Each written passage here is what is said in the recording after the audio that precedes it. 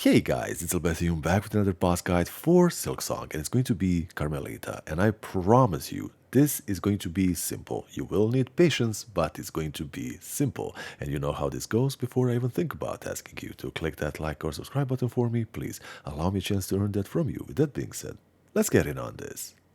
And this is going to be our loadout. We're using the immensely powerful Architect's Crest. Now we're going to be running with the Fractured Mask to give us more survivability, the Druid's Eye to make us generate more silk, which is going to be incredibly important for this whole build. We're using the tags because they are going to be the very cornerstone of our success. The Silk Shot is going to be extremely handy, and the Plasmium File is going to be the absolute star of this whole show.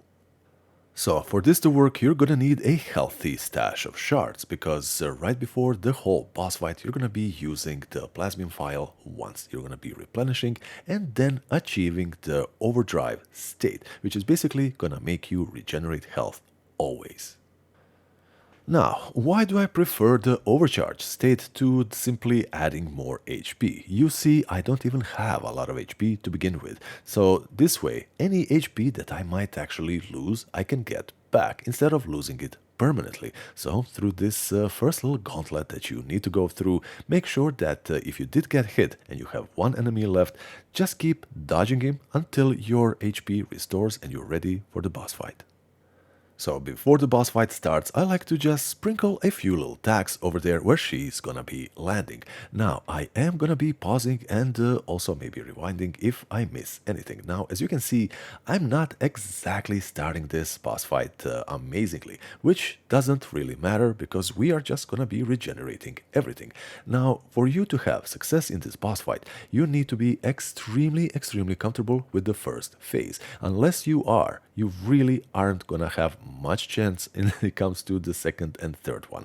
So make sure that you are very comfortable with all the attacks that she is gonna be doing. So when she is doing these little things, you're always going to be jumping over them. But one attack is going to be deceitful, and that's going to be this attack when she jumps up. So once you see her ball up, that can mean only two things. It's either going to be this attack, and it's pretty damn easy. She's just going to be chucking her little, well, rings or whatever these things are, and you're gonna be pretty much just jumping over that. But the second attack, where she does ball up, is going to be the dangerous one. Now, anytime if you are too far away, the good idea is to always dash a little bit backwards, and then you're gonna be charging your attack for a pogo attack, which is basically a drilling attack, in this case with the Architect's Crest. So the reason why I'm telling you this is she always goes a little bit forward when she balls up into that specific attack where the spikes are going to be coming out of the ground. Now, this drilling attack that I told you is going to be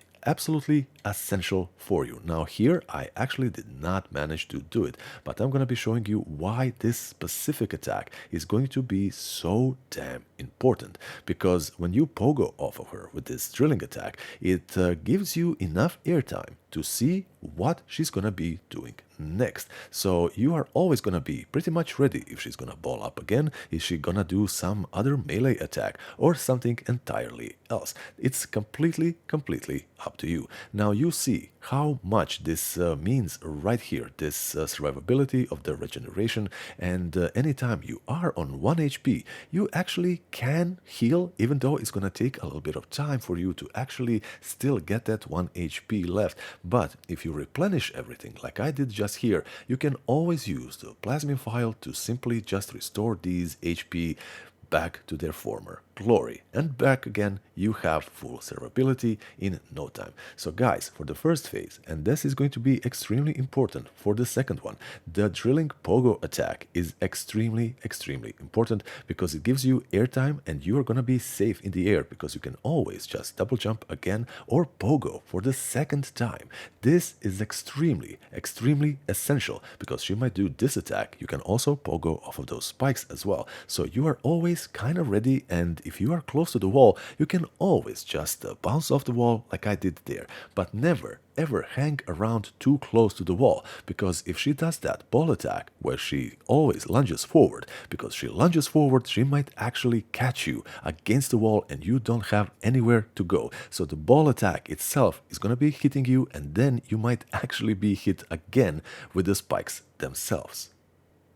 And then phase 3. So this phase is going to be the final one. And everything she's been doing is going to be done extremely, extremely fast. Now remember, you see me here doing a ton, and I do mean a ton of mistakes. But that's actually the point, because if you have to play perfectly here, it's not really much of a guide. This little trick with the overcharge is going to be giving us infinite survivability. So anytime you are kind of pressed a little bit, you're always going to have enough time to just go and heal up. Remember, you need to have shards so that you can keep replenishing this a lot. Always be sprinkling the attacks on the floor, because that is just free damage while she is just jumping and running and sliding around, and that's extremely, extremely important. Sometimes, especially in the earlier phases, you can use the silk shot to just close the distance with some damage, because that's simply going to be hitting her on completely other end of the whole arena.